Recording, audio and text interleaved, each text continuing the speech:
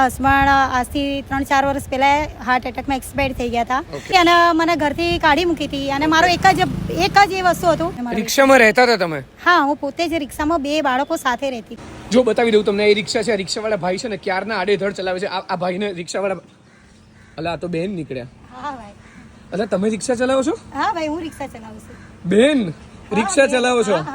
અરે વાહ. આ કોણ છે? આ મારો બાબો છે. આ તમારો બાબો છે? એને સ્કૂલે લેવા મૂકવા જાવ છો અને રિક્ષા એ ચલાવો છો?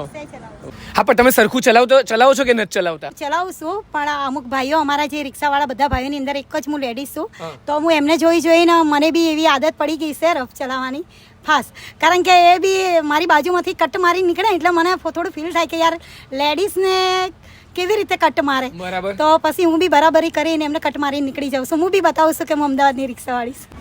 ઉર્મિલાબેન, અમદાવાદમાં બહુ ઓછા રિક્ષાવાળા બેન જોવા મળે. તમે કેમ ઓટો ચલાવો છો? ભાઈ શું કરીએ, મજબૂરી છે એટલે રિક્ષા ચલાવવી પડે. મારા 2 છોકરા છે અને મારા 2 છોકરાને મોટા કરવા માટે હું રિક્ષા ચલાવું છું.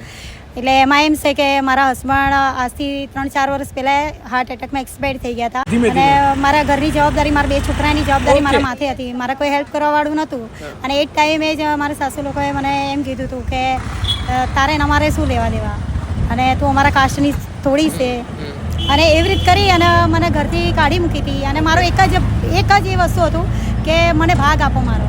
કારણ કે હરેક લેડીઝનો પોતાનો ભાગ તો હોવો જોઈએ સાસરીમાં, પણ એમને મને ના પાડી દીધી કે તારો કોઈ ભાગ નથી, તું નીકળ અહીંથી અમારા ઘરમાંથી. મને કાઢી મૂકી હતી અને પછી તો હું પોતે જ દુધેશ્વર, આપણો બ્રિજ કહીએ છીએ, એ બ્રિજ ઉપર હું મારા છોકરાઓને 1.5 મહિનો લઈને ત્યાં રહી. હું રિક્ષા શીખી અને એ માટે થઈ હવે હું આજે રિક્ષા ચલાવું છું. અને રિક્ષામાં રહેતા હતા તમે? હા, હું પોતે જ રિક્ષામાં 2 બાળકો સાથે રહેતી હતી. અને 2 બાળકોને તમે મોટા કરી રહ્યા છો અત્યારે? હા, મારા 2 બાળકને મોટા કરી રહી. રિક્ષા ચલાવીને?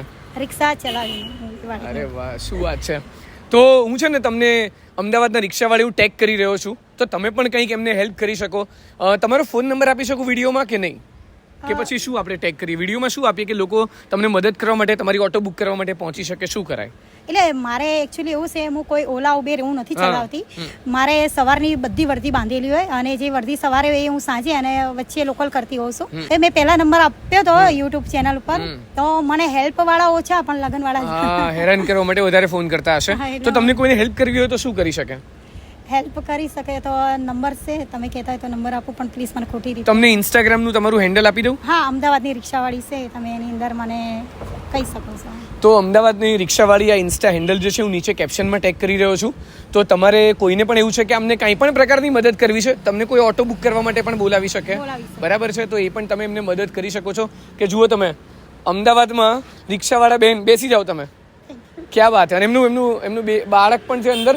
કયા ધોરણમાં ભણે તું? 7th આવ્યો. જો એ 7th છે. તમે એને સ્કૂલેથી લેવા મૂકવાનું એ કામ કરો છો? હા, હું બાળકને લેવા મૂકવાનું. અત્યારે મારો એક બાબો 11મા ધોરણમાં આવ્યો. ઓકે. જ્યારે એના પપ્પા એક્સપાયર થયા ત્યારે એ 6થા ધોરણમાં હતો, અત્યારે 11મા ધોરણમાં આવ્યો અને હું જ આ રિક્ષા ચલાવીને એને મોટો કર્યો. વાહ વાહ. જો કે કેટલી મહેનત કરી રહ્યા છે અત્યારે.